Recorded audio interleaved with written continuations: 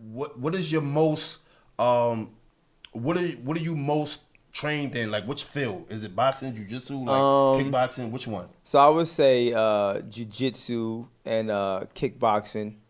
So kickboxing also has boxing in it. Yeah. So that's how I'm able to train my boxer, because the difference between those two is about range, right? Kickboxing has a different range because you got to be to throw kicks and stuff like that in there. But boxing is like a little bit tighter. It's a closer range. It's more accuracy and stuff like that. So I'm most skilled in jiu-jitsu, hand-to-hand combat, and then the kickboxing and a little bit of the boxing and weapons.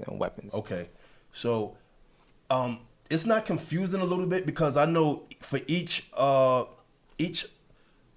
fighting stance is different. Like boxing is one way, like orthodox and southpaw, and then I mean I don't know jiu-jitsu or any of that, so I know it's different. You have to stand a certain way. So do you ever get confused a little bit, like when you're training and Nah. See, what I've learned to do is I see the different similarities. So I spent time in each field, like a little bit of time. Like traditional martial arts, spent quite a bit of years.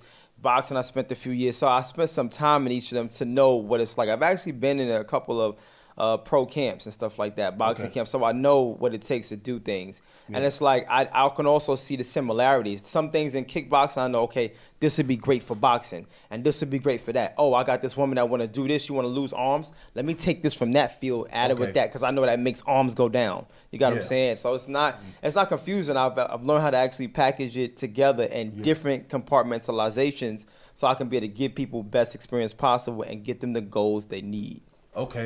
Okay, now let's get to the weapons, bro, because I know that's crazy. Like, what kind of weapons are you well versed in? Like, what weapons do you use? So I love all right. So let me go back a little bit for you. Back when I was teenager, in the streets, breaking day at night, going to the party and stuff like that. You kind of know the kind of vibes. So my grandmother always said, if you ever get in trouble, you got a few people trying to get at you, you can always find a stick. So I love to pick up the bow staff in martial art. Because explain what that is, it's like that long stick. Yeah, it looks like a broomstick but longer. That kind of thing. So you could always find like a tree bark or something like that to be able to help protect myself if I was in a situation where I was being jumped. And then I learned the knee sticks. This is like what it would be like a stick is in half, so like two sticks. So I learned different weapons like that. And then I got more critique into learning like knife work and things like that. So like even something as small as a pen, I could defend myself against somebody.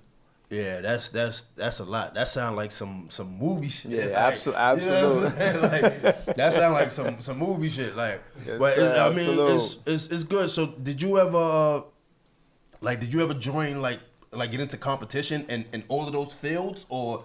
I never went pro in anything.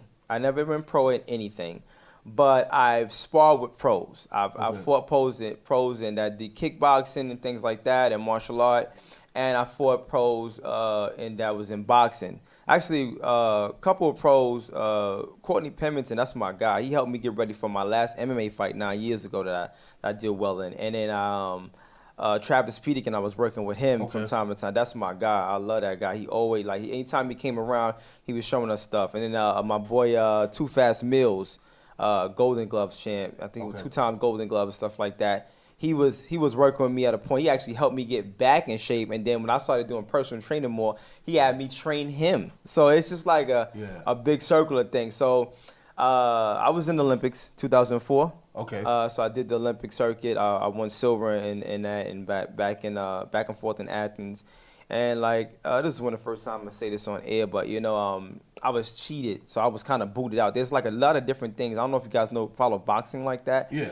But let me just talk about a little bit. So people like Rigondeaux. I don't know if you know what Rigondeaux is, but Rigondeaux is an excellent boxer, dark-skinned Cuban guy. You got guys like Boo Boo Andre. You got what I'm saying? Who is an amazing boxer, but they try to hush him up and boot him out the way because he's so good and he's so skilled and so dangerous. Nobody wants to fight him. You got what I'm saying? Yeah. And the same thing with Terrence Crawford. Now Terrence Crawford is a little different because he's going up there and he understands that whole stigma and that whole politic thing. So when you going up in competition and you knocking everybody out, then they can't ignore you.